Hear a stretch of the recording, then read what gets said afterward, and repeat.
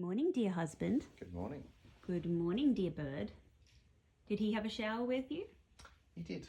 I'm leaving and he knows. He knows you're heading to work and he's upset. He's doing the wings. We call this the wings, the wings, the wings. When he's very upset, he does the wings. Oh, Archie. Archie. Oh no, don't put him down here. He'll attack me. He doesn't like it when I sit on the bed. Oh, you are a little bit wet, aren't you, Archie? Yes. Hello. Hello, Archie. Hi. Hello. Oh, I don't like this body language. Don't look at me like that. Uh-oh. Da-da-dun, dun, dun, dun, dun, dun, da-da-da-da-dun. Da-da-da-da-dun, dun, dun, dun, dun, dun, dun, da-da-dun, dun, dun, dun, dun, dun, da-da-da-da-dun. Uh-oh. Uh-oh. Uh-oh. Thank you. Look who I've got onto here. Maple. She's a baby. Michelle gave me Maple for my birthday. And she's a baby German owl pigeon. And she's very timid. Very, very timid. Good girl, Maple. Good girl. Guys, I have a lot of birds that I haven't introduced you to. I'll go through them one at a time. Look. We have a list. A list. Yes. What do we do? We do the things on the list. The list. And which one do we do first? The one that Dumpling wants. Ah. The shower one. Oh, thank you. Bye.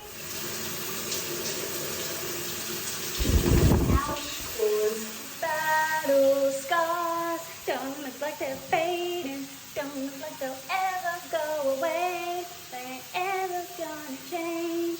These battle scars. I'm making the conscious decision to put these clothes in the washing pile and change into fresh ones, despite the temptation to just put those straight back on. Today is one of those days that I really dread. And it's the day that is the very last day that I have left before the deadline. And the deadline is for a sponsorship. So last year, a company called Native contacted me about doing a sponsorship on my main channel. So they sent me cucumber and mint, aloe and green tea, and then this baked by Melissa tie-dye vanilla cupcake deodorant. And I said that I would try them out, and if I enjoyed them, I would do the sponsorship. And that's what I always do. I never accept a sponsorship unless I know for certain that I actually like the product. And because it's deodorant, I wanted to test it for a good amount of time. And I did test it, and I started using it every day, and I did really like it. And then, just me being me, I just kept using the product, and then I literally never went ahead with the sponsorship. Sponsorships for me, it's exactly the same when you do a sponsorship as a YouTuber as when you submit any type of work. You know, like in marketing, if you work in marketing, you might know you might have to present a pitch to a company that's got to have the creative, and then there might be 4 other companies pitching or something, and you've got a deadline and you're racing to get it done, but there's a team of people working on it, and you know, like you've got consequences because there's a company, you work for a company, and you know that you need to get it done by a certain date, because otherwise your job and your company's income is at risk. And if you stuff up and you don't get the job done in time, you could lose your actual job. But as a YouTuber with, you know, no consequence other than I won't get paid and maybe the brand will never want to work with me again, there's been so many times that I've filmed sponsorships and they're just sitting on my hard drive, and they're for brands that I really like. I don't accept sponsorships for things I don't like. So I've done, like Function of Beauty, I did a hair sponsorship with them, and then they sent me their range of skincare, and I tested their skincare for a month and I loved it. And then I never went ahead with the video. And then when I was in a really good headspace one day, I contacted them back and I was like, hey, here's the sponsorship I filmed for you. I know it's 3 months late. And they were like, we love it, it's great, but our marketing budget for the year is allocated, so we'll check back in next year. And that happens to me time and time again. And anyway, so Native contacted me last year, wanted me to do this sponsorship. I tried the deodorant, I loved it. And then I didn't do the sponsorship. I just kept using the deodorant. And anyway, they contacted me again earlier this year, and they said they wanted to send me some new products because they had this summer collection, and it was all flavored like summer cocktails, like pina coladas and things like that. So they sent it to me. I received it when I was at Fashion Week, and I started using them, and I didn't film it. And then in August, the end of August, I filmed it and I sent it off to them, and they really liked it. I was actually very, very proud of it because I filmed it really nicely. I used a 1.4 aperture lens so that I got a really nice depth of field, and it looked quite professional in my opinion. And they approved it. They were like, great, you can send it live. You know, what video are you going to attach it to? And then the problem came. Yes, what video am I going to attach it to?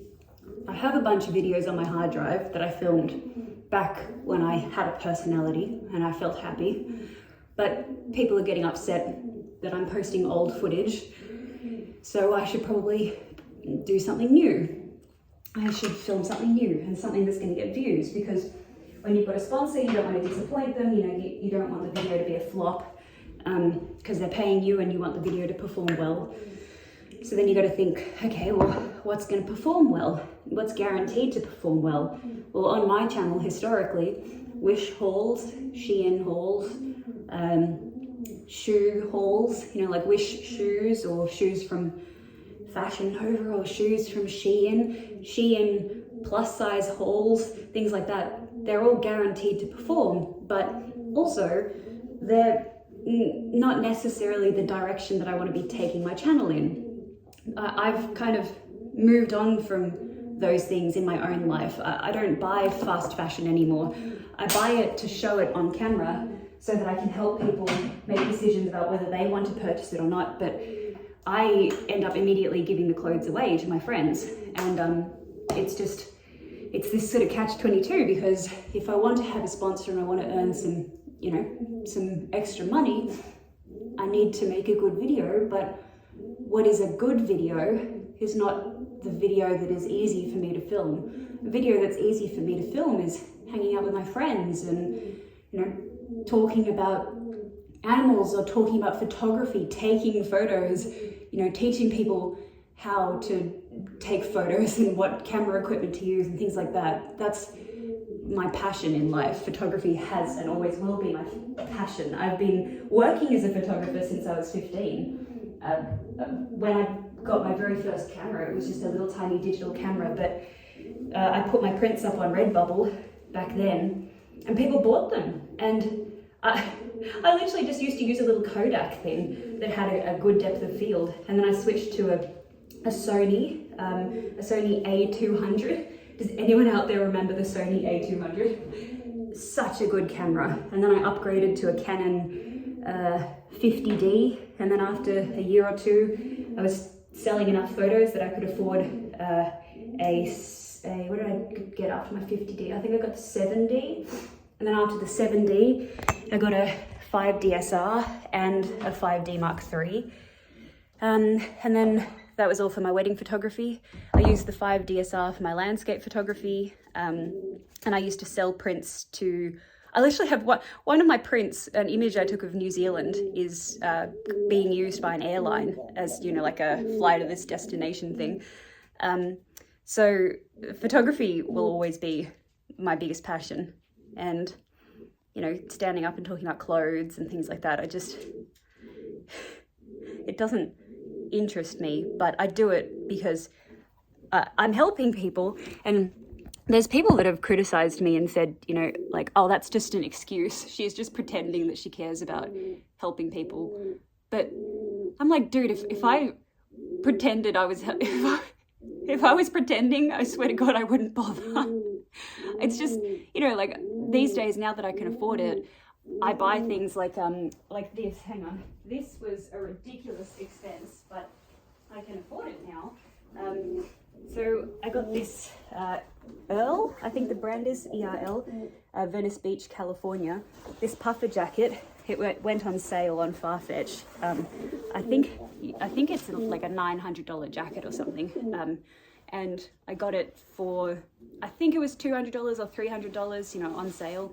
And this is the sort of thing that I'm buying these days. I'm buying interesting, unique one-off pieces that are either sustainably made or they're made with really amazing material. And I don't personally want to shop on Shein or, you know, Princess Polly or any of these places, but those stores are affordable for my audience. So I really want to be able to provide content for my audience that is useful. You know, are you guys looking for a puffer jacket to wear this winter? Here's a $5 one from Shein. And then I get, you know, people trash me for talking about Shein, but I'm never going to tell people to not shop on Shein. And I know you're probably going to say, but Alex, the landfill and the slave labor and this, that, and the other, but not everyone can have the privilege of shopping sustainably. People say, don't talk about Shein, don't talk about fast fashion, talk about sustainability. And then I post my thrifting content and it gets 90,000 views, but I post about a Shein haul and it gets 1 million views. And it's just draining. It's so draining having that main channel. I literally hate it. Like, I dread it.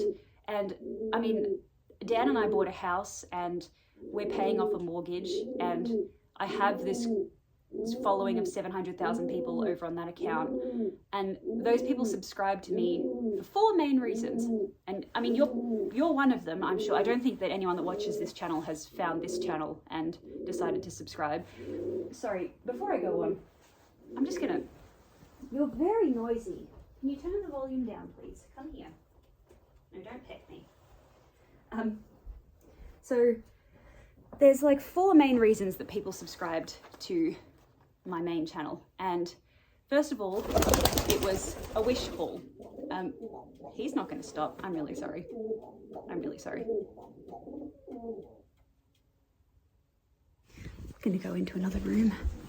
Let me do a bit of a story time about my channel, because there are people watching that have been around for years. I have seen your comments. I've seen people saying, Alex, I've been here from the start. And to those of you, I literally cannot thank you enough. It means the world to me, because I've had so much self-doubt over the years about the fact that people don't care about me as a person. They just care about what information I have to offer them. So when I see people saying, I don't care what you post, I just really like you, I feel like we get on as friends, that means the absolute world to me. So for anyone that's relatively new and you don't really know the history of my main channel, I originally had an Instagram account, Pretty Pastel Please, and I used to go to Japan a lot, and I used to post pictures of pastel things. I'd take photos of my pastel clothing, I'd take photos of cute things in Japan, like stationery stores and shops in Harajuku and stuff like that. And this small group of people that followed me on Instagram started asking me if I could make videos about the things that I got from Japan, or the things that, you know, the things I own that are pastel, things like that. So I initially just set out with my channel to just make additional content for my Instagram followers, because back then you couldn't upload videos on Instagram. And I made a video about making like a unicorn themed milkshake, and it was just fun stuff. And I wasn't expecting to make any money off it, or I wasn't expecting to be a YouTuber. It was just like an extension of my Instagram following. That's actually how Lucy and I met. Lucy and I were mutuals on Instagram, and we used to leave comments for each other because we were in the same niche, you know, like pastel girlies. There's not very many of us in Australia, and we used to leave comments for each other. And Lucy started a YouTube channel, and at this point I hadn't been taking YouTube seriously or anything, but then I saw Lucy was taking it quite seriously, and I was like, oh, maybe I should try to diversify my content and actually get a following on YouTube instead of just sort of posting purely for my Instagram followers. Because I would get 300 views per video, which would be people coming across from Instagram. And then occasionally I might get 1,000 views. Someone might randomly stumble across a video. But a friend of mine called Michelle, not Sam's girlfriend Michelle, but another friend of mine, she was a like massive YouTube watcher, and she said to me, why don't you start posting haul videos? And I was like, haul? What's a haul? And she's like, you know, like a clothing haul. And I was like, H-A-L-L? And she said, no, H-A-U-L. And I was like, what does that mean? I've never even heard of that before. And she said, well, it's like, well, this is my haul. Like I went shopping and this is my haul. These are the things I got. And I thought, all right, I'll give it a try. And I started making some haul videos, and they did actually do better. As soon as I started using hashtag clothing haul and stuff, I started getting maybe 3,000 views on my videos. And then people on Instagram started asking me to do Wish hauls. And I'd never shopped on Wish before, but people were telling me, oh, Alex, there's this really cute Hello Kitty radio on Wish, or there's a Hello Kitty t-shirt or a Pokemon t-shirt and stuff like that. So then I said to my followers, all right, well, how about you guys send me a list of things that you want me to review, and I'll buy them and I'll review them for you to see if they're worth you guys buying. So I got this pink ukulele, which actually to this day I still have. Lovely. And again, like I wasn't doing these videos for money or anything. I wasn't even monetized on YouTube. I didn't make money on videos, but I spent $500 on Wish, and I bought these things that my subscribers or my followers asked me to review. And I filmed it once on my iPhone. I had my iPhone propped up, like balanced on top of my fridge. Because even though as a photographer, I had all the equipment in the world, but I wasn't taking YouTube seriously. I was just filming on my phone. And I unboxed all of this stuff, and I made some funny jokes, and I didn't have Archie in the video. Archie was never in any videos because I was like, oh, I can't have a bird in the video. That's really unprofessional. And I imported the footage onto my computer, and I went to edit it, and I just looked at it and I was like, no one's ever going to take me seriously if I film videos like this. Like I have a really big professional camera in my bedroom and a tripod and a ring light. I could make a nice backdrop and I could film this properly. And then that part of me was like, no, this is good enough, just upload it. But I was like, no, if there's a possibility that I could make money from videos, I want to be able to impress people, so I should do it right. So I, like word for word, refilmed the video. I put all the stuff back into the packaging and I pulled it all back out, and I said all the same things that I said the first time, but I had this backdrop set up. I was sitting on my bed and I had fairy lights behind me and cute cushions, and Archie came walking into the room, and I apologized. I remember being like, oh, I'm really sorry. And I was going to put him back in his cage because I thought, oh, people are going to be disgusted. If you're a bird person, you know how much people hate birds and how much people judge you for owning birds. They think that you're gross. And I was like, oh, I don't want people on YouTube to know I have a bird. And I was going to put him away. And then I thought, no, he's my pet. Like, fuck what people think. I'm not going to put him away. So I just let him stay. And that was the video that launched my YouTube channel. I very quickly gained 200,000 subscribers. I went from having maybe 9,000 or 10,000 subscribers or something, and I ended up with 200,000 within a few days. And they put me on the trending page, and they named me like a creator on the rise, and my channel was on the trending page.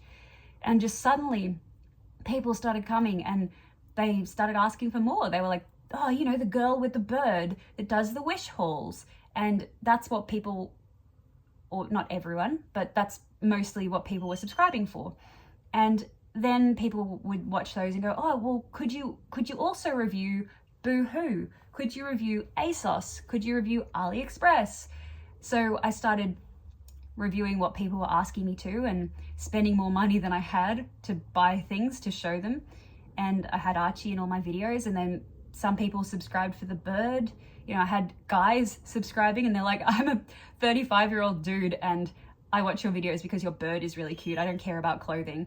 And then I had people like, oh, you know, I put on your videos because my son watches the bird and he loves to look at the bird on the screen and stuff like that. And everything was going well. Clothing hauls were trending and fast fashion was pretty big. This is like 2018-ish. And then into 2019, I was traveling to Japan a lot, so I was able to make a lot of Japan content. So then I got this audience of people that were interested in Japan content. So by this point I had people that liked Archie, people that wanted clothing hauls, people that wanted Japan content, people that wanted wish hauls, or, you know, things that were like weird, eclectic, affordable, random knick-knacky kind of things. And then obviously 2020 happened and we couldn't travel. So anyone that was interested in watching my Japan videos, they stopped watching because that's all that they were really there for. Then people just in general started to become more aware of the impact that fast fashion has on the planet, and less people started shopping fast fashion. So when I did post videos about fast fashion, they'd still get views, but they were just from people that wanted to know about fast fashion. But they're just, it's like a transactional thing. You know, they click in, they're like, okay, what clothes does this person show? I like that dress, and add to cart, add to cart. They don't subscribe, they're not sticking around, they don't care about me, they just care about what I show them. So that's why the Shein videos, they'll get 1 million views and they'll make a lot of ad revenue, but the people watching, they may subscribe if they liked me, but mostly 1 million people watch and then a small amount of them subscribe. So people just worldwide found less of an interest in fast fashion. So I started losing viewers because the people that didn't want to see fast fashion started to unsubscribe. Then Archie hit his hormonal stage and became so aggressive that I couldn't film with him. You guys didn't see this morning, but he actually tried to attack me. Dan brought him out of the shower and I stood up and walked towards Dan, and Archie tried to lunge at me because Archie's really protective of Daniel at the moment. So I couldn't film with Archie. So then all these people started unsubscribing because they were saying, well, what happened to the bird? Where'd the bird go? What happened to the bird's days? And I literally couldn't film with him. So every time I uploaded a video without Archie, people unsubscribed.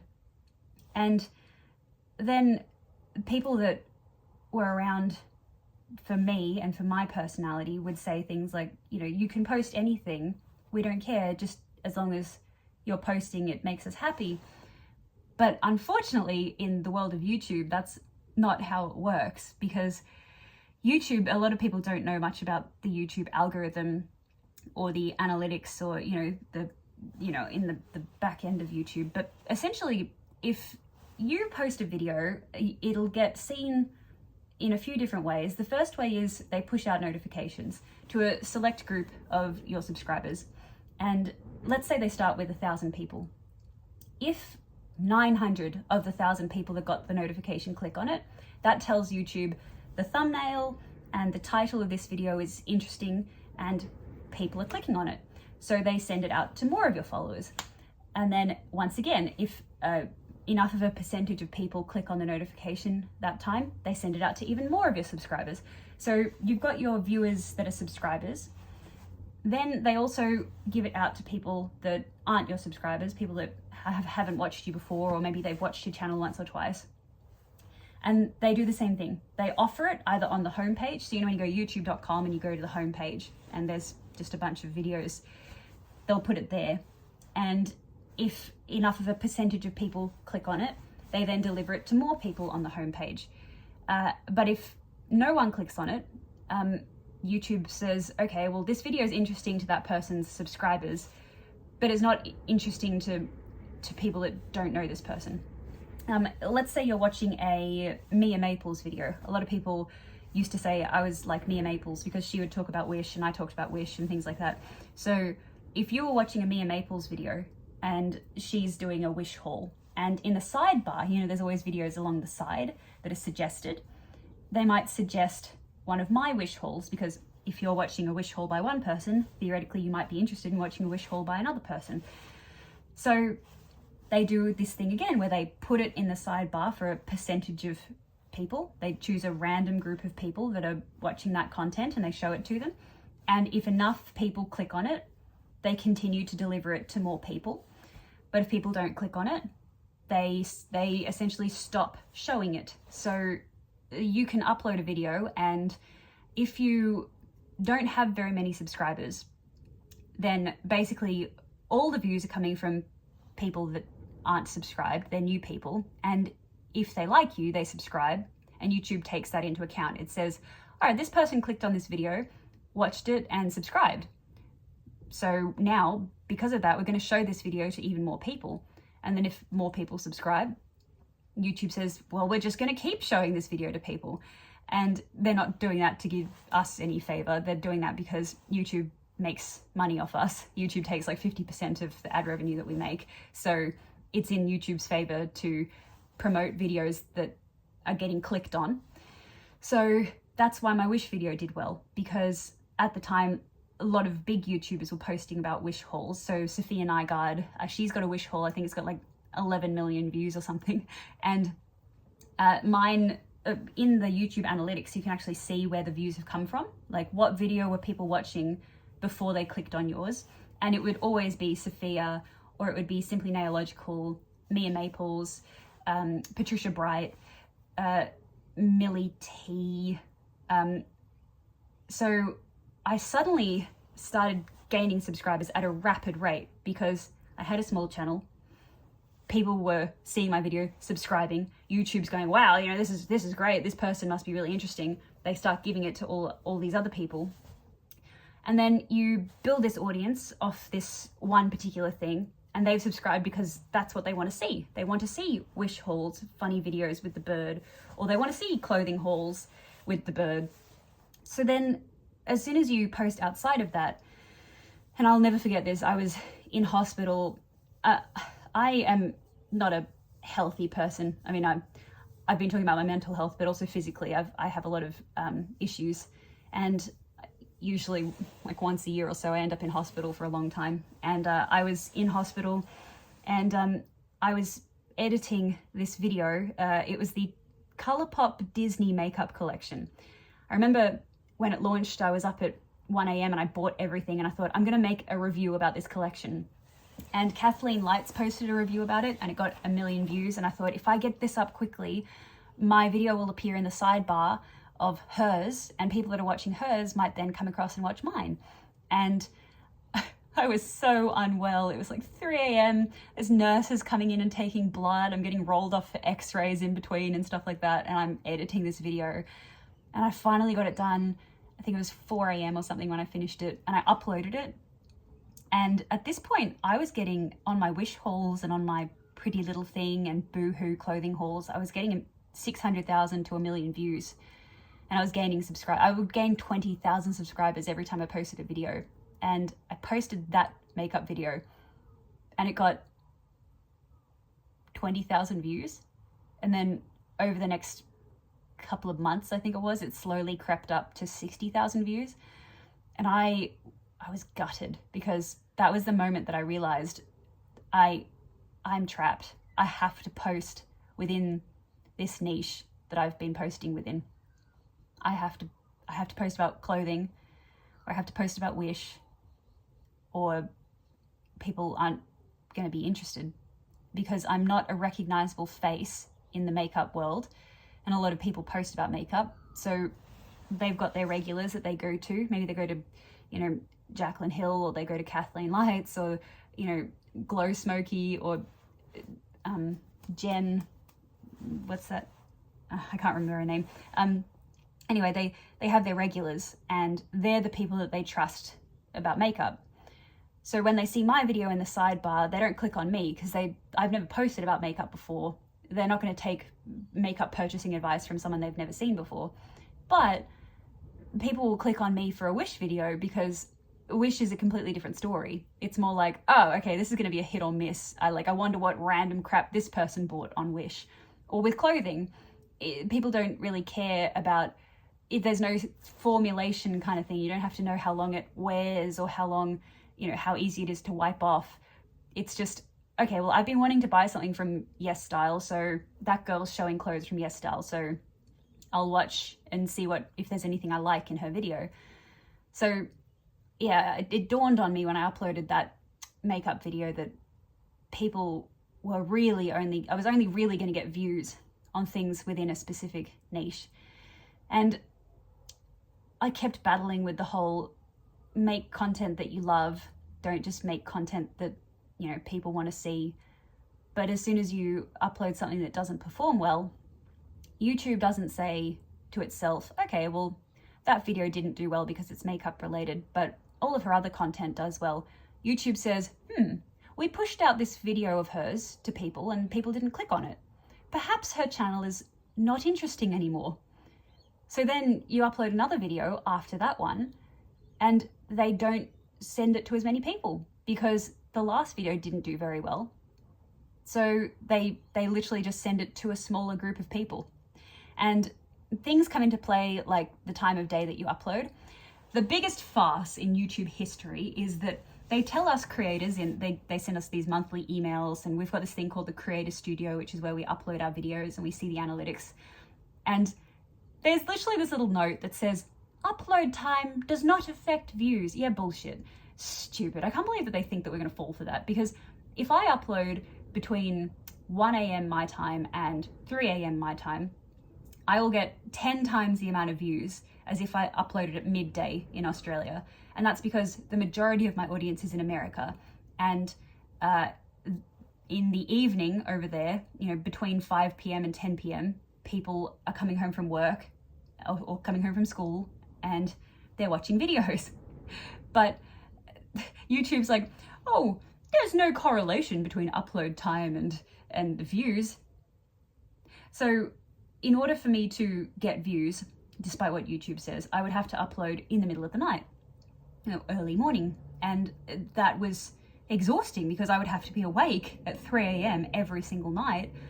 And then I got to this point where I was like, I can't do this anymore. Like, I work a job and I have to be up at 7 a.m. and it's 3 a.m. and I'm uploading a video, and like, I couldn't, it wasn't sustainable. So then I started experimenting with this upload time in the morning, my time, or in the middle of the day, my time. And my videos were getting less views again. And then YouTube penalizes you for not getting as many views because it literally thinks to itself, well, she used to get 600,000 views per video, but she uploaded today and it only got, 100,000 views. So she's not really interesting anymore. People aren't interested in her content anymore. We're not going to deliver this content to people anymore. There's like 3 million videos uploaded to YouTube every single day. So they try to spread the content around. And when you've got a big group of subscribers and people aren't clicking on your notifications because you've not posted something that's in the niche that they subscribed for. Someone subscribes to clothing hauls, but you post about skincare. They look at the notification, they go, I'm not going to watch that. So they don't click on the notification. YouTube doesn't think, okay, well, Sally doesn't like skincare, but she will click on a clothing haul. YouTube just says, Sally didn't think this video was interesting enough to click on. We're not going to show it to anyone else. So then you've got the bigger that your audience is, the more important it is to make sure that everyone is going to click on your notifications. That's why either from the beginning, you set yourself up in a niche that you're literally going to stay in forever, or from the beginning, you do not establish a niche so that the people that subscribe to you are just purely there for whatever you post. And what's been happening with my second channel, I had 30,000 subscribers last week, and now I think I've got 35,000 or something like that. I've been gaining subscribers on this channel, and I've not been posting about this channel anywhere else, because if I were to take the hyperlink for this channel and go on Twitter and go on Instagram and say, hey guys, come and watch my second channel, YouTube believes that it's artificially inflating the views because you're directing people to the video. They want people to organically click it. They want people to see the thumbnail on the homepage or on the suggested page, and they want people to click because that tells YouTube the topic of this video and the thumbnail of this video was interesting enough to make someone watch it. And then if that person subscribes, they go, this must be a good channel, and they start to promote it to people. So I'm at this point now with you guys on this channel where there is no expectation. I don't have to talk about specific topics. I can just show a bird cooing at me and people are interested in watching it because it's part of my life. So the subscribers that I get here have no expectation of me, whereas the subscribers on my main channel, their expectations are, where's Archie? What happened to the Shein hauls? why are you posting about luxury things? That's too expensive, I can't afford that. Or, you know, what about I subscribed for Japan content, where's the Japan content? And there's an expectation, and every time I upload there I get less and less and less views, and it's really hard to not take it personally, to know that you went from getting 500,000 views on a Dolls Kill haul to getting 90,000 views on a video that you worked so hard on. And I mean, usually on my main channel I take between 12 to 18 hours to edit my videos, and people would never think so. People think I'm a lazy editor because my videos are long, but I don't know if it's that I don't understand the video editing software well enough, but it takes me 12 to 18 hours to edit a video for that channel to a point where I'm happy with it, where I think that the music is in sync, where the transitions are good, where there's memes and jokes and funny things on the screen or subtitles for Archie.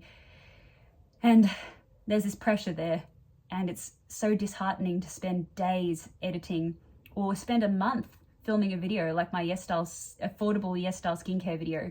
I filmed that across the course of a month or more, and it hardly got any views.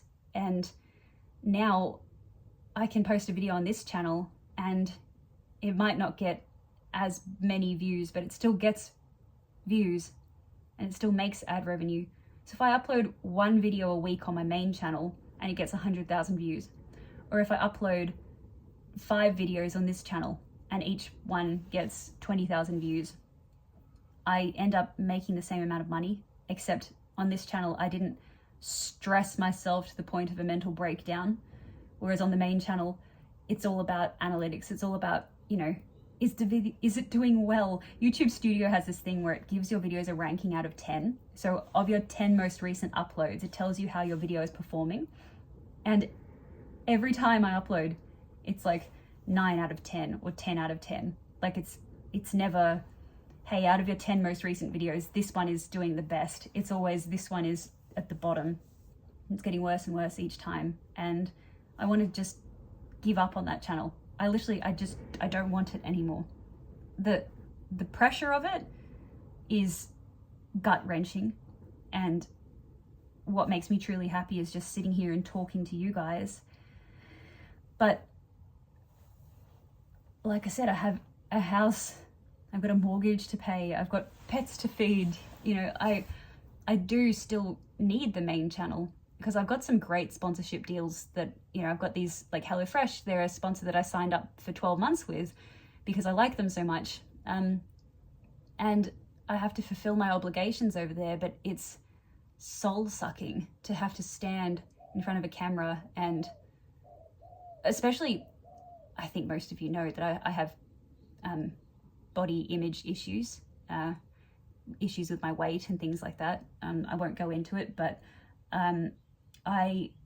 while I was filming the clothing hauls, I felt this immense pressure to be a certain size, because people would leave comments. People would say like, oh, she's got a thin waist, but look how fat her thighs are. Or like, I thought she was thin, but then she lifted up her arm and I could see the fat jiggling under her arm.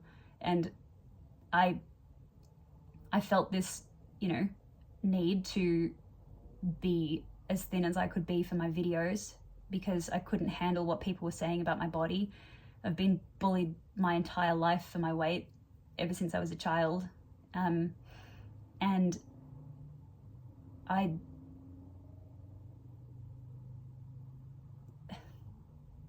missed out on a lot of sponsorship opportunities because my weight fluctuates a lot. This is what happens when you have a damaged metabolism. I'm sure a lot of you guys understand. Like you could weigh, now forgive me because I don't actually know the conversion in American to pounds or whatever, but I'm going to say pounds.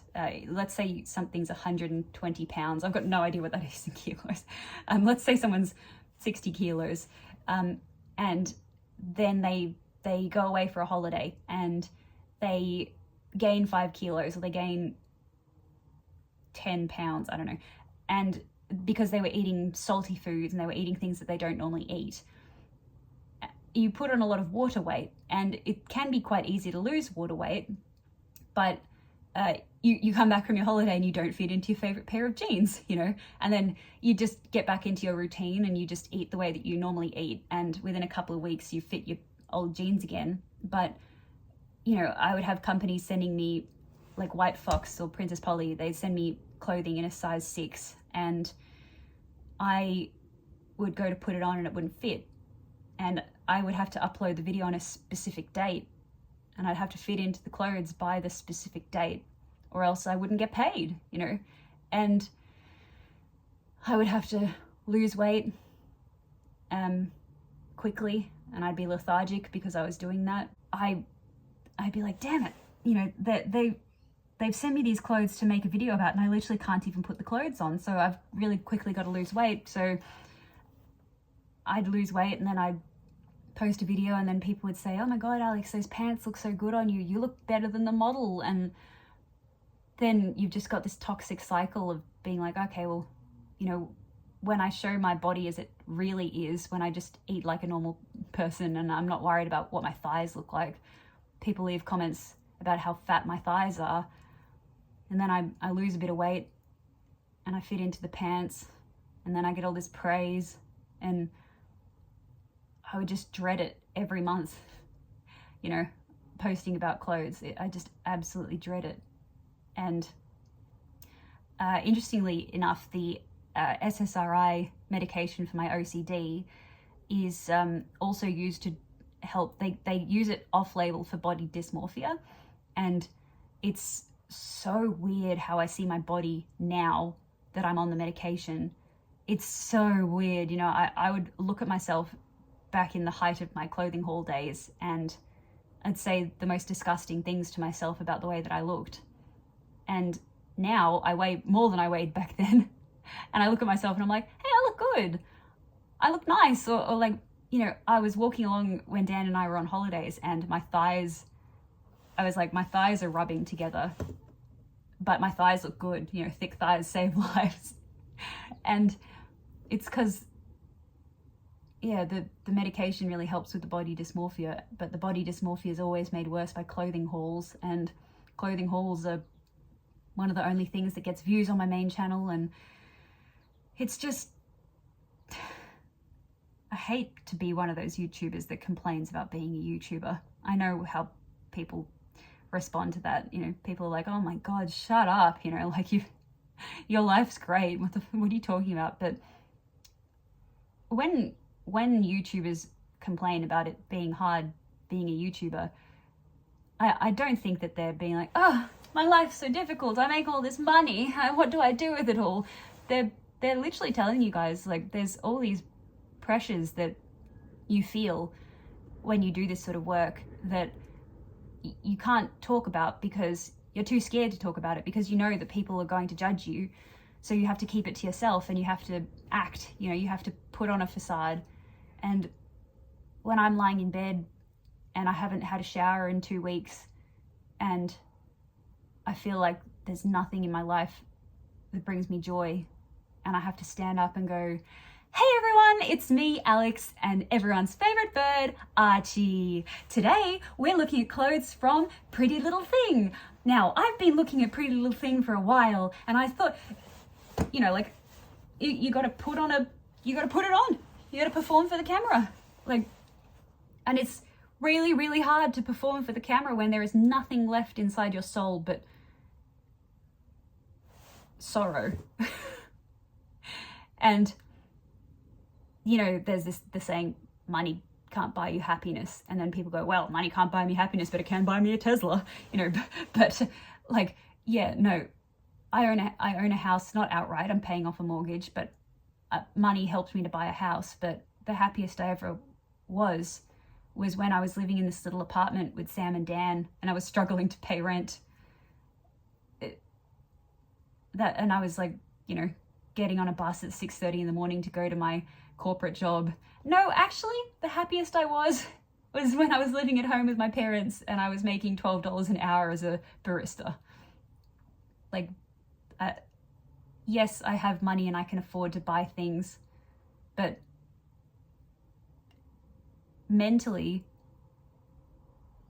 it doesn't make you happy. It doesn't make me happy. Buying things does not make me happy. People are like, Alex has a shopping problem. I'm like, good Lord, it's the dead opposite.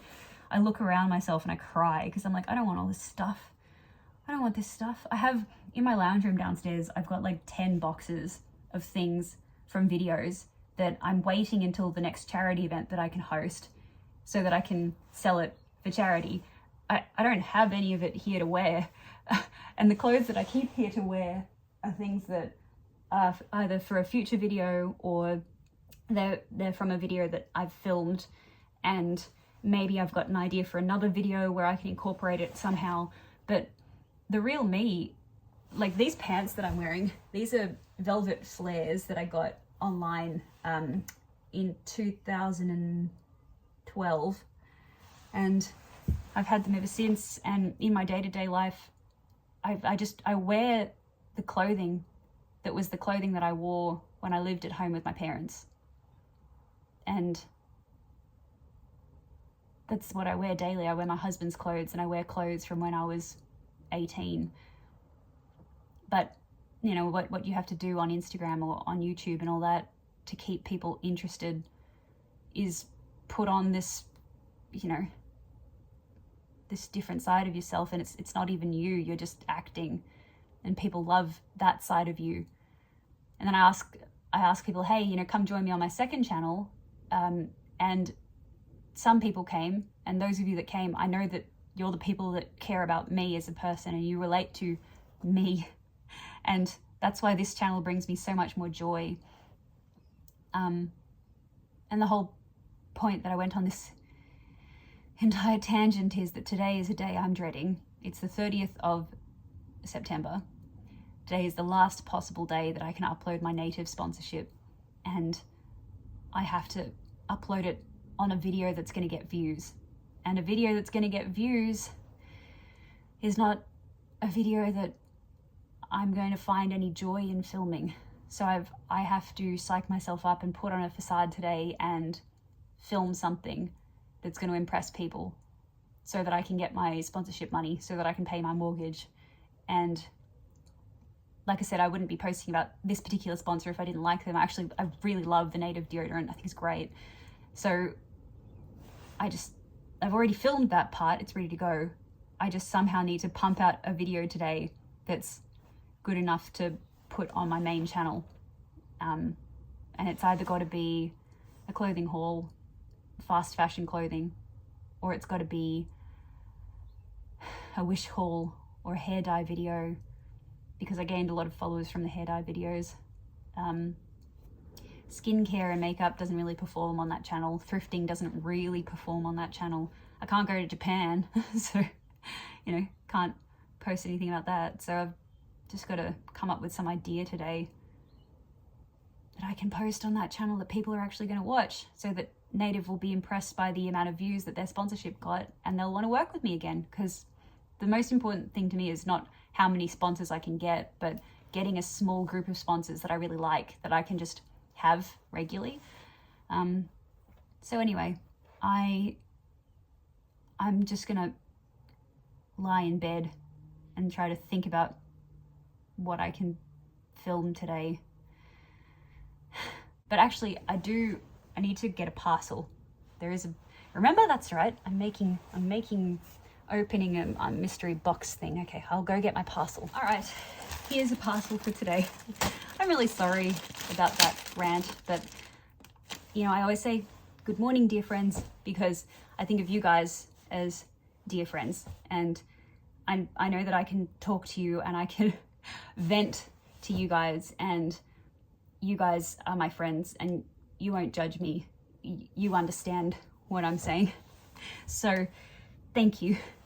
Thank you for listening to me through all my rants. So today's parcel, oh my God. Look, do you see? Oh, look at that. Velvet. I remember the pattern, but I don't entirely remember what it is. Oh, look, a little handwritten note. It says, thank you for your purchase, Alexandra. We hope you love the dress and have a lovely day. Team at Joondalup. Joondalup.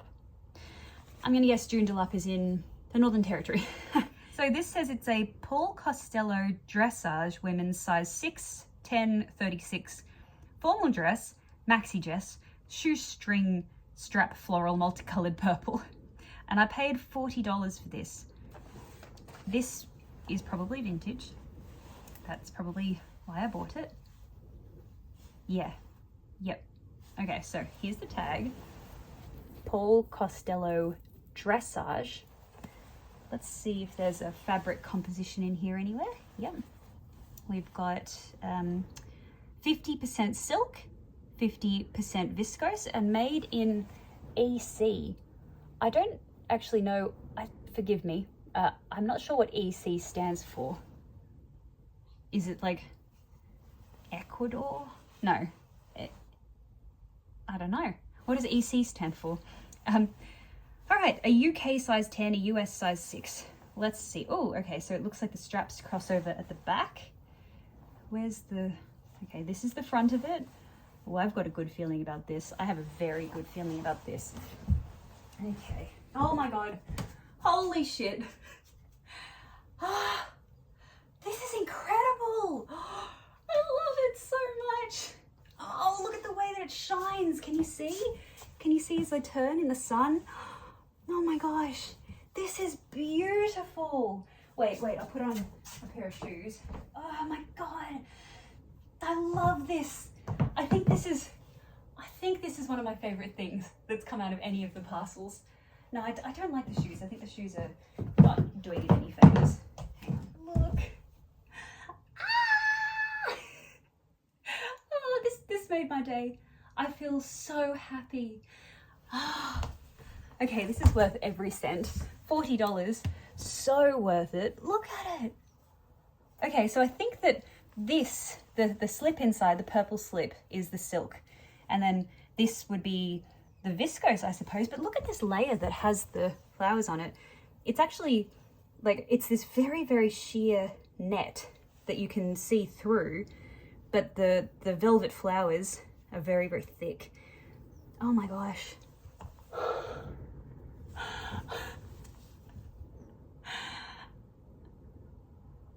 I don't even know what to say. Okay, so the plan from here is that I want to make the episodes of this series, I want them to make sense, because at the moment for the past 14 days, I've basically just turned on the camera and done whatever, but I'm trying to incorporate some structure into my life, and I put together like a tentative schedule for like Mondays through to Fridays, or no, Monday through to Sunday. So I thought like mum and dad Mondays.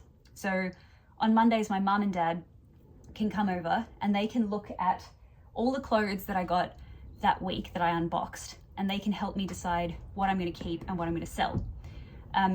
Then on Tuesdays, I think I said, okay, I'm gonna go find my notepad. Are you like me and you must put something on a notepad or else it's permanently gone like 3 seconds after you have the thought? Oh, hi Maple. You're sitting on my Louis Vuitton backpack. Good thing it's a replica. Oh, Dumpling. Oh no, look, he's knocked his food bowl onto the bed. This chaos. I left the room and chaos ensued. Okay, so let me see my little timeline. Mum and Dad Mondays, tidy up Tuesdays. So I thought on Tuesdays we could tidy up together. So see how my couch over there has stuff on it, and I haven't even unpacked my suitcase from the trip to Tasmania yet. So I thought on Tuesdays we can all tidy up together. So you can put on one of my videos and I'll just pick a room or a space to tidy. You pick one too, and we'll tidy up together on Tuesdays. Then workout Wednesday. One of the best things for mental health is supposed to be exercise, and I don't exercise. I'm actually quite allergic to exercise. It just bothers me. No, I used to be a very athletic person. I used to do pole dancing and tennis and hockey and all sorts of things, and then I became bedridden because of my mental health and couldn't exercise. But Dan and Sam and our friend Alex exercise together Monday, Wednesday, and Friday at our house in the garage. So I thought on Wednesdays, I'll just go in with them and try to copy some of the exercises that they're doing. They do weights mostly. And I've got tidy up Thursday. So Tuesdays and Thursdays, tidy up a room. And I'm doing this twice a week because there's so much mess around the place. And also once I tidy something, it very, very quickly becomes messy again, like literally within 10 minutes. So I'm gonna do 2 tidy ups a week. Friday, fun day. So Friday, I guess, can just be like if you guys have video suggestions, something that forces me to get out of the house, because so far, we've gone Monday to Thursday and I haven't left the house. So something that makes me leave the house, maybe like going to photograph birds or something, or I could go to the zoo, or I could go to a park and have a picnic with a friend or something, I don't know. So I'll do something fun on Fridays. I've got skincare Saturday. So I've fallen out of my skincare routine. So at least on Saturdays, I want to make sure that I do like a proper skincare routine. So I do a face mask and I do, exfoliating and all this sort of stuff. And I thought for those of you that don't have a skincare routine and you don't do anything for your skin, maybe on Saturdays you can join me doing some sort of skincare, even if you only own one single moisturizer. It's just like, let's make sure we do it on Saturdays. And then I've got Sunday fun day. So Fridays and Sundays doing something fun. So whether that's going out for lunch with my husband, or even if it's just gardening, like gardening is so much fun for me. So today is Friday. Is it? Yeah, it is. What's today? Friday the 30th of September. So it's Friday fun day. It's not fun because I have to do my sponsorship, but I do have some things that I want to plant in the garden. So what I think I might do from now on, what I have been doing is filming my vlog and then at night editing it and uploading it. And I've been staying up kind of late. Last night I was up until 3 a.m. trying to get yesterday's vlog uploaded because my computer doesn't like my new iPhone. My computer is too old for the software on my new iPhone, and it wouldn't accept the videos that I'd vlogged on my new phone, and I had to do all the software updates, and it was a nightmare. And the video was literally ready at like 5 p.m, but I didn't get it up. So I thought what it might do these days, I might do the vlog for the day and hold on to that footage, and then when I wake up in the morning at 6, 7 a.m, edit that and send it live in the morning. And then I vlog my day and then I upload that the next morning. I think I'm going to try to get into that routine. So my parents are coming over this morning. I was actually getting some texts from my dad while I've been videoing, so I don't know what they said, but my parents are on their way. So I'm going to film the video that will be uploaded tomorrow. I'm going to film that today. So that way I actually regain my sleep schedule instead of this whole like film myself that day and stay up all night editing. Film all day, stay up all night editing. It'll be film and then edit in the morning and film, and edit in the morning and film. So with that, let's just take one more moment to appreciate the dress. Let's hear it for the dress. Can I get a round of applause for the dress that you probably can't see because I'm completely in shadow? Here, is this better? Yes. I'd say yes to the dress. Oh my gosh.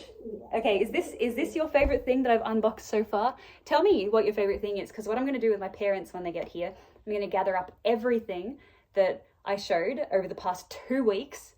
I'll be doing this weekly after this point, but I'm going to show them everything, and then we're going to discuss what I should keep and what I should sell and or give away. And also, because that video will go up tomorrow, you guys will also have a chance to leave comments under this video if you remember any of the things that I've already talked about.